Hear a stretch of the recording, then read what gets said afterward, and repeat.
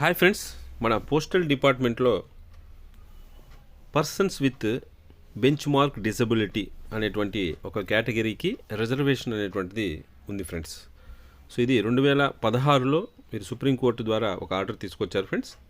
So persons with benchmark disability ఉండేవారికి రిక్రూట్మెంట్లో reservation ఉండాలి అని చెప్పడం జరిగింది ఫ్రెండ్స్. సో దాని ప్రకారం ఒక సంవత్సరంలో ఎన్ని వేకెన్సీలు అయితే వస్తాయో అందులో 4% అనేటువంటిది ఈ పీడబ్ల్యూడీ క్యాండిడేట్స్కి రిజర్వేషన్లు ఉంటాయి ఫ్రెండ్స్.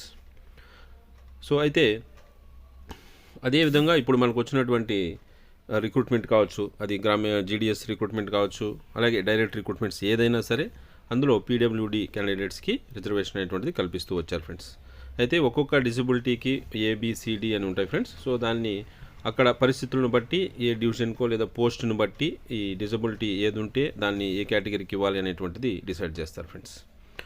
సో ఇది 2016లో జడ్జిమెంట్ వచ్చింది ఫ్రెండ్స్. అప్పటి నుంచి రిజర్వేషన్ కల్పించాలని ఇవ్వడం జరిగింది. దానికి అనుగుణంగా డైరెక్ట్ రిక్రూట్మెంట్లో అయితే ఇస్తున్నారు ఫ్రెండ్స్. అయితే ప్రమోషన్స్లో కూడా 4% రిజర్వేషన్ కల్పించాలి అని చెప్పడం జరిగింది ఫ్రెండ్స్. సో దీనిపైన క్లారిఫికేషన్ కోసం మన డిపార్ట్మెంట్కి రాశారు. సో అవి జరిగి ఇప్పటికీ ఆర్డర్ అనేటువంటిది వచ్చింది ఫ్రెండ్స్. సో మన రాబోయేటువంటి ప్రమోషన్ ఎగ్జామ్స్లో కూడా వీరికి 4% రిజర్వేషన్ కల్పించాలని చెప్పడం జరిగింది. దానికి అనుగుణంగా ఇప్పుడు మన సర్కిల్ ఆఫీస్ నుంచి అన్ని రీజనల్ ఆఫీసెస్ని ఒక రిపోర్ట్ అడిగారు ఫ్రెండ్స్. సో పీడబ్ల్యూడీ క్యాండిడేట్స్ ఎవరున్నారు, వారికి ప్రమోషన్ కల్పించాలి దీంట్లో అంటే ఏ పోస్టులు అంటే ఎల్హెచ్జిలో, హెచ్హెచ్జి 2లో, అలాగే హెచ్హెచ్జి 1 పోస్టులు. ఇదే విధంగా ఐపీఎస్పీ క్యాడర్లో కూడా ఏఎస్పీ ప్రమోషన్స్కి, అలాగే గ్రూప్ బి ప్రమోషన్స్కి, వీటిల్లో కూడా వారికి 4% రిజర్వేషన్ కల్పించాలని చెప్పడం జరిగింది ఫ్రెండ్స్.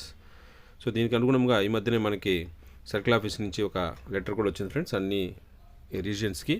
సో మీ దగ్గర పీడబ్ల్యూడీ క్యాండిడేట్స్ ఎవరైనా ఉంటే అంటే persons with bench mark disability ఉన్నట్లయితే సో అలాంటి వారికి 2017 నుంచి వేకెన్సీలన్నీ క్యాలిక్యులేట్ చేసి వారికి ఎన్ని పోస్టులు రావాలి, అలాంటి వాళ్ళు ఎంతమంది ఉన్నారు అని డీటెయిల్స్ అన్నీ కూడా కాల్ఫార్ చేశారు ఫ్రెండ్స్.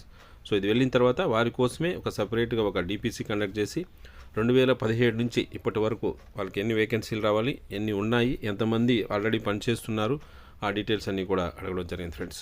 సో ఇకపై మన పోస్టల్ డిపార్ట్మెంట్లో ఉన్నటువంటి ఎల్హెచ్జి, హెచ్హెచ్జి 2, హెచ్హెచ్జి 1 ప్రమోషన్స్ కావచ్చు, అలాగే ఏఎస్పీ, ఎస్పీ ప్రమోషన్స్ కావచ్చు, సీనియారిటీ మీద వచ్చేటువంటి ప్రమోషన్లు అన్నింటిలో కూడా 4% రిజర్వేషన్ అనేటువంటిది ఉంటుంది ఫ్రెండ్స్.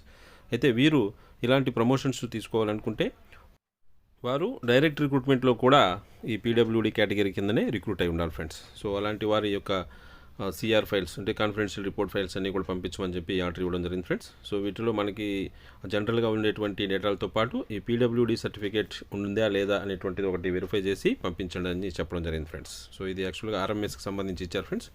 అదేవిధంగా పోస్టులకు సంబంధించి కూడా ఇస్తున్నారు. సో కాబట్టి పీడబ్ల్యూడీ క్యాండిడేట్స్కి ప్రమోషన్స్లో కూడా రిజర్వేషన్స్ ఉంటాయి ఫ్రెండ్స్.